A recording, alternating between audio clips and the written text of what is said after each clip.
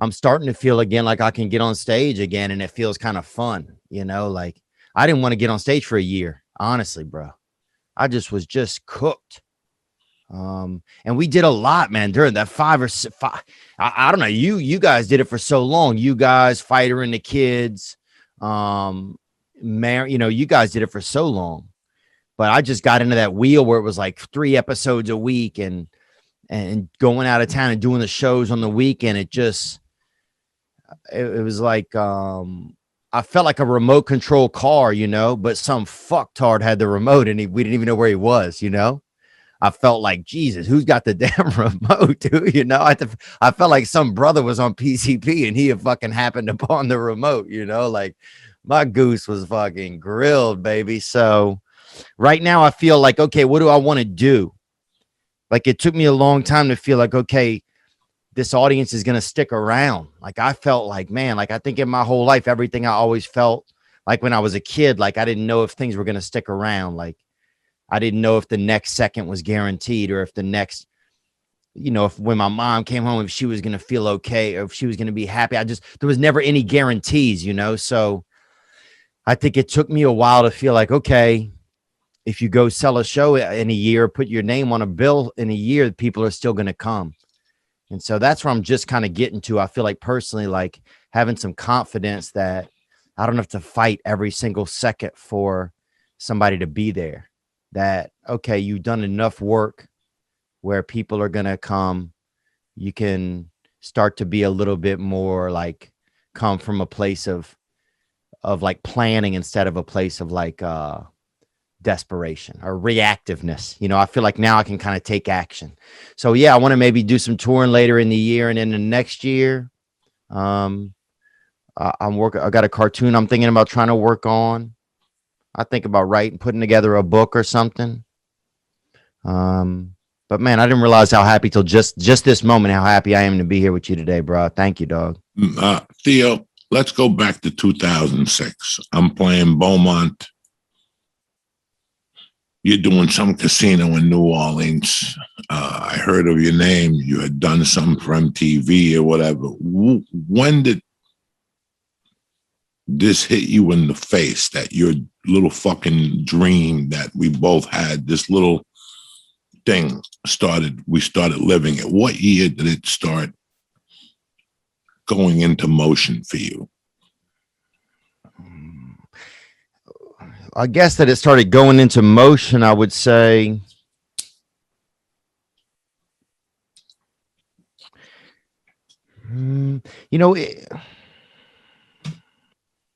I think there was probably a night I was in Kansas City, man. I was at the Funny Bone there, I think, or Improv maybe.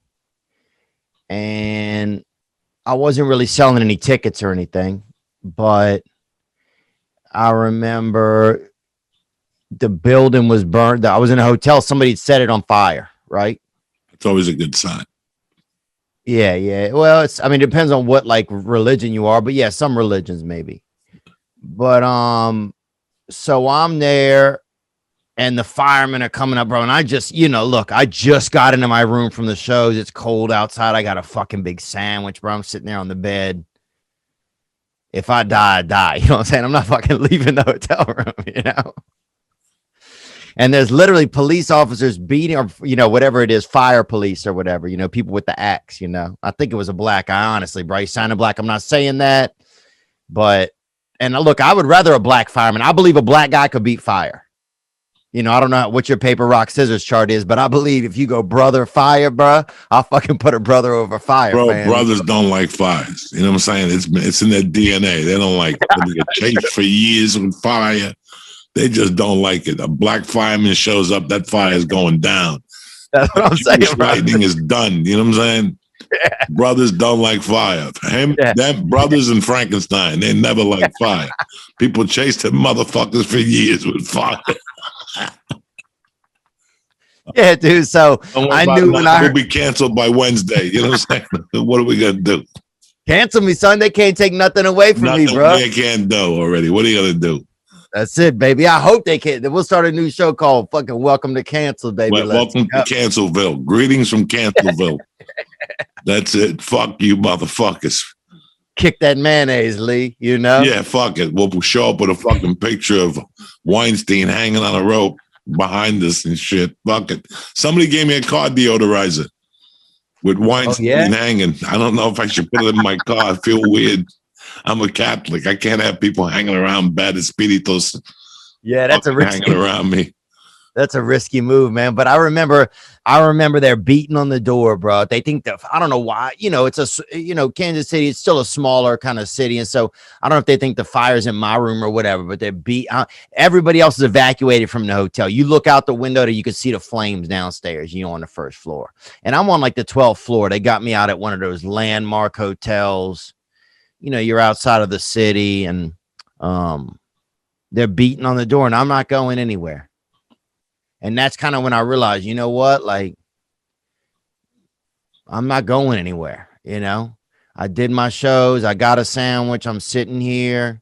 I'm at the tallest fucking Hampton Inn in America. You know what I'm saying, bro? Like, I don't care if they burn this bitch down. I don't care if there's fire, if there's fucking brother with axes and fucking buckets of water at the door. I'm not going anywhere. And I think there was a little part of me in that night that was like, just like, this is it. This is where you're going to be, man. No matter kind of what happens. And I still felt like in my head at that time and in my spirit, I felt like I was capable and I knew I was doing a good comedy show, but nobody else knew it yet. And that's kind of, but that's when I felt like I was committed, bro, when they're beating down the door, you know? And the brother was cool, man. He actually came in. They finally, they came in because they jimmied the shit open or whatever eventually. You know, I don't know if these guys also do pop a lock or whatever during the day, but this motherfucker, you know what I'm saying? He was in there and in about 10 seconds, man, he was in there and he saw me and I said, hey, man, I just got back from work. If I'm really going to burn, double back around. And he said, I got you, fam. And it was, I don't know, it was just kind of cool. So that's when I knew I was in. When did I know my career was going to get better? Honestly, not till podcasting, man. Not till you guys, not till Fighter and the Kid, man. Until I went on those podcasts, I didn't really have anybody that cared.